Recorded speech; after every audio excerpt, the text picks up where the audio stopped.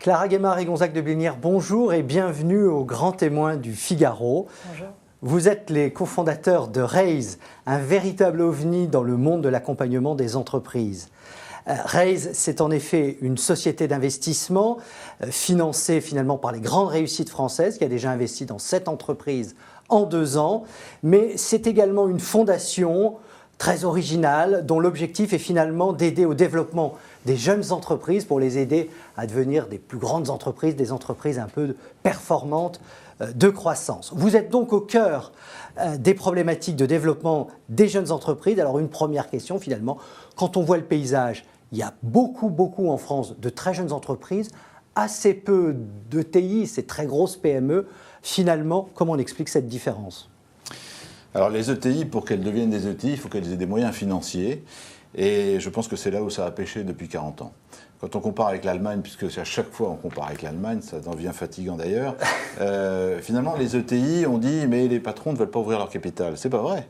Les patrons sont prêts à ouvrir leur capital, mais il faut leur proposer un capital patient qui respecte la gouvernance et qui respecte le management.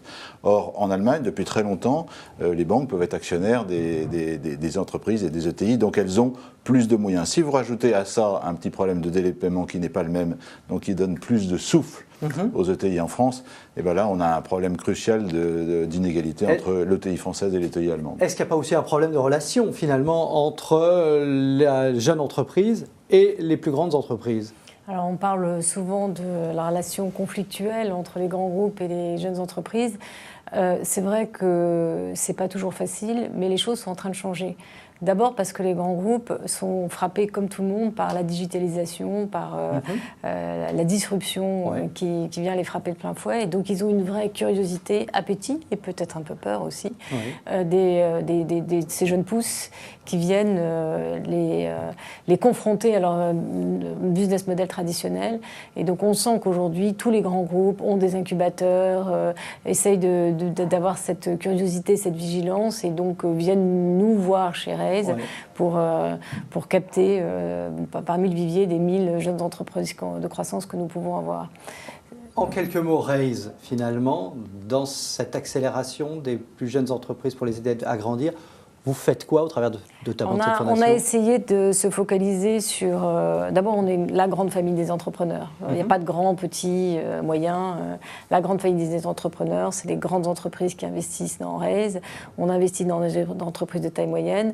Et la réussite de cet investissement finance, grâce à la générosité de l'équipe, puisqu'on donne 50% de ce qu'on gagne, une fondation pour les entrepreneurs. Donc déjà, l'écosystème. Et surtout, on a essayé de se cibler sur deux trous dans la raquette.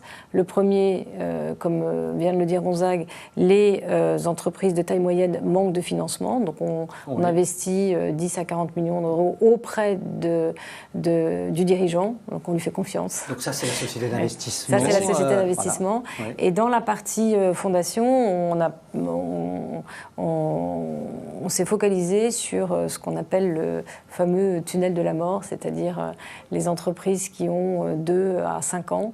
Aujourd'hui, la création d'entreprises en France fonctionne bien. Ce qui manque aujourd'hui, c'est d'accompagner ces entreprises. Il y a 50% de mortalité au bout de 5 ans. Les entreprises ne grandissent pas assez vite. Et donc, on fait à la fois l'accompagnement, on met des pools d'experts, on crée des communautés et puis on les finance avec des prêts d'honneur. Mais tout ça de façon, façon philanthropique. On est dans une période un peu particulière, on rentre dans une période de campagne électorale. Vous êtes, vous, au cœur donc, de problématiques très claires d'aide aux jeunes entreprises, finalement. Peut-être l'un et l'autre. Qu'est-ce que vous attendez finalement de nos candidats pour aider peut-être ces jeunes entreprises que vous observez et qui ont besoin d'aide finalement? Plein de choses, mais 2 idées peut-être simples qui me viennent à l'esprit. La première, c'est de remettre à l'ordre du jour et au goût du jour le fameux choc de simplification. Je pense que le monde du process étouffe les entreprises. Les startups ont été aussi grandes et sont nées parce qu'on leur a donné de l'oxygène. Donc vraiment simplification administrative, simplification de process en général. Puis la deuxième chose, c'est...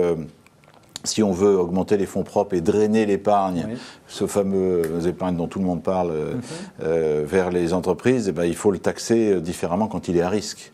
Donc, s'il vous plaît, baissez le taux d'imposition sur l'épargne à risque. Si on investit dans une entreprise où on peut tout perdre, on ne peut pas être taxé de la même manière que si on investit dans une entreprise où on est sûr de gagner. Voilà, c'est vraiment de baisser la taxation sur les plus-values. Clara Guémard.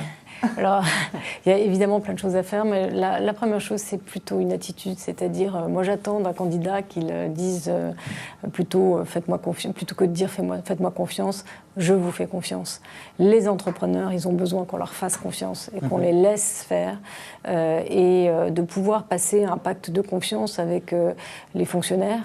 Ouais. Qu'ils aient le droit d'accompagner les entreprises en se disant sur le plan social, sur le plan fiscal, sur le droit du travail, pas simplement venir les contrôler, les sanctionner, mais les conseiller et leur dire voilà comment il faudrait que vous fassiez pour pouvoir grandir plus et être en règle avec l'administration. D'accord, très bien, merci. Ben, on va observer ce qui va se passer dans les prochaines semaines.